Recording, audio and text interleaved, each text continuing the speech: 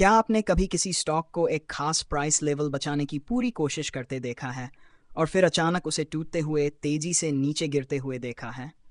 अक्सर ऐसा मूव पहले ही संकेत दे चुका होता है।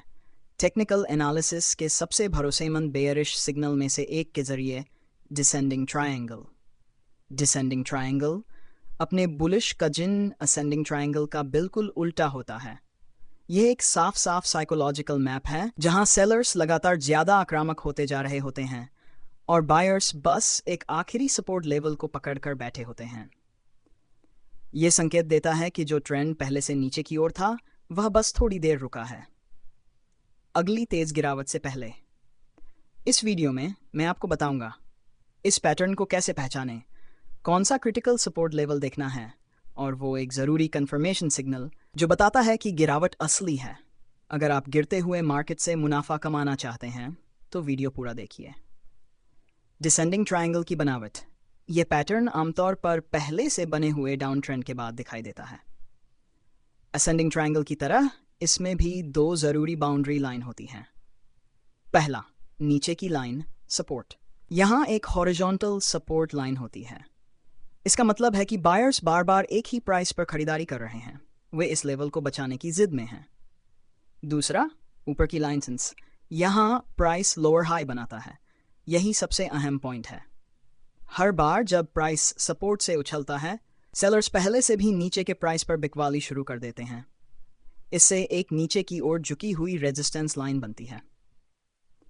यह दिखाता है कि सेलर्स अधीर और ज़्यादा आक्रामक होते जा रहे हैं। जैसे जैसे प्राइस आगे बढ़ता है, मूवमेंट एक टाइट एपेक्स में सिमटती जाती है। हॉरिजॉन्टल सपोर्ट बायर्स की आखिरी लड़ाई दिखाता है और गिरती हुई रेजिस्टेंस बेयर्स का बढ़ता दबाव। ये एक तरह का कॉइलिंग एक्शन है जो लगभग हमेशा एक तेज मूव में टूटता है।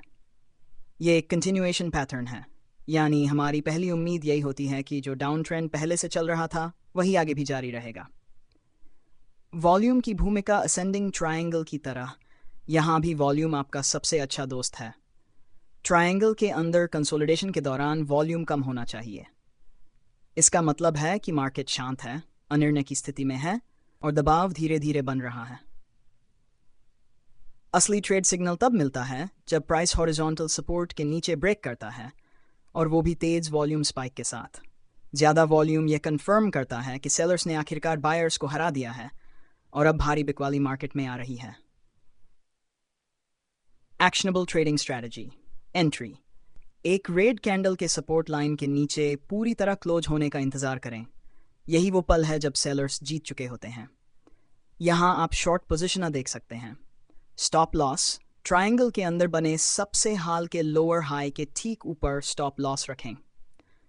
अगर प्राइस वापस इस लेवल के ऊपर चला जाता है तो सेटअप फेल हो चुका है और आपको ट्रेड से बाहर निकलना चाहिए। टारगेट। टारगेट निकालने के लिए ट्रायंगल की शुरुआत की ऊंचाई नापें और उतनी ही दूरी ब्रेकडाउन पॉइंट से नीचे प्रोजेक्ट करें। एक ज़रूरी रिस्क चेक अगर पैटर्न फेल हो जाए तो। अगर प्राइस डिसेंडिंग रेजिस्टेंस के ऊपर ब्रेक कर देता है तो यह एक मजबूत संकेत है कि पैटर्न फेल हो गया है और शायद एक नया अपर ट्रेंड शुरू हो रहा हो।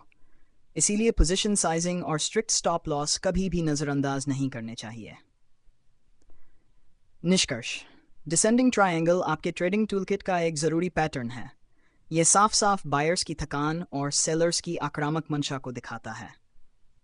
अगर आपको ये ब्रेकडाउन पसंद आया और आप टेक्निकल पैटर्न्स में मास्टरी चाहते हैं तो लाइक करें और सब्सक्राइब करें।